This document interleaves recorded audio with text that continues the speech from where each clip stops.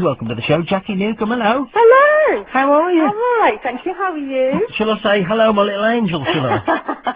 You know, people say that. Hello, you're such an angel, Jacky, but I'm not really. I'm just a normal person. I can imagine the stress of being an angel every day. You know, no more champagne, no chocolate. Gee, I mean, it's a tough life being an angel. I wouldn't know. Were you a little angel when you were a little kid? I wasn't. No, absolutely not. No, just a normal girl. I wasn't too bad. I wasn't very naughty. But, you know, I was a bit cheeky.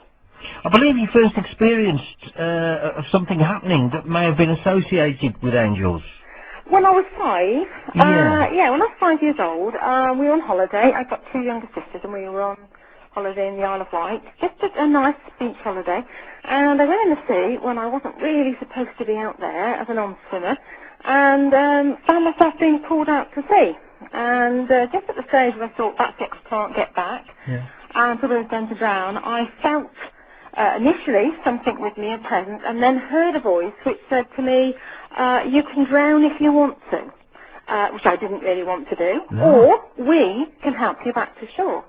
And kind of, unfortunately, you know, in true Hollywood style, it would be great if I could say I saw a sort of a 12-foot gleaming angel. It wasn't like that, sadly. But I did get back to shore very, very quickly, and as I got out of the water, I was aware of the fact that my swimming ring that I had on, the air had all come out of that. So I hadn't even had that to help me back.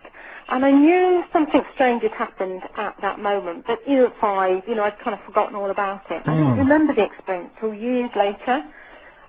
Just watching television, and somebody was talking about angels on TV, and the whole memory came flooding back, and that sort of started a bit of an obsession. Wow. I mean, were you obviously conscious of what was happening, despite the fact you were 5 years old? I just knew there was something that was strange. I knew something was unusual. And I mean, at that time, I kind of went rushing up the beach and said, Mummy, Mummy, I nearly drowned. And she said, yes, you're fine, dear, have a sandwich. And that was the end of that. You know, it just seemed as if it was strange, but, you know, the moment had gone, and I just kind of carried on with my life, really. Oh, yeah. Any other experiences when you were a kid? Nothing specific. I mean, there were odd things where I sort of felt and felt things were around me, but nothing dramatic. I mean, there's been odd things. I remember once seeing a ghost upon our landing, but I don't know whether I created that in my mind or whether that was real. That was a dodgy one, because we used to have an elderly aunt come and stay, and we lived in a big old house, and she used to sleep in my bedroom, and she was very old when you're a little girl, and I think I was frightened she was going to die and come back and haunt me.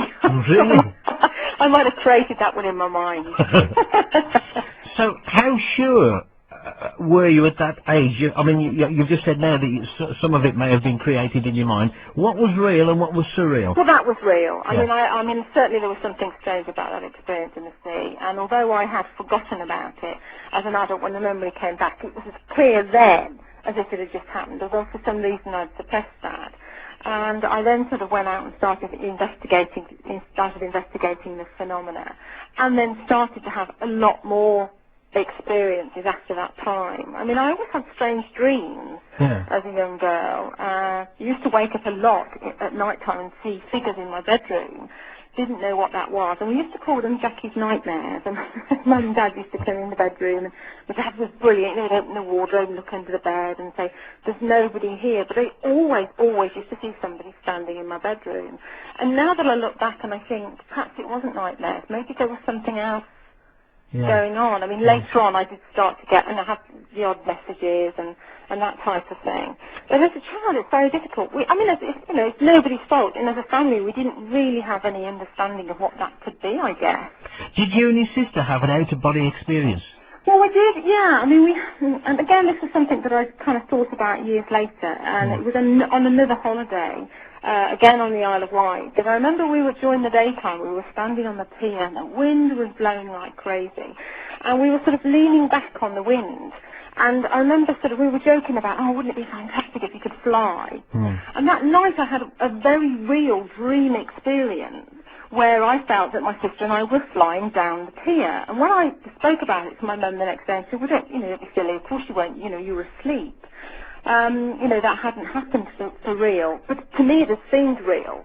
And then years later, my sister and I were talking about this, and I'd remembered this, never forgotten this dream, and said to my sister about it, and she said, I had that too, and she said, I also thought it was real, but for some reason we'd never discussed it up until that point. Really? Yeah, and it was as an adult reading about out-of-body experiences that I suddenly realised what that was that I had, what had happened at that time.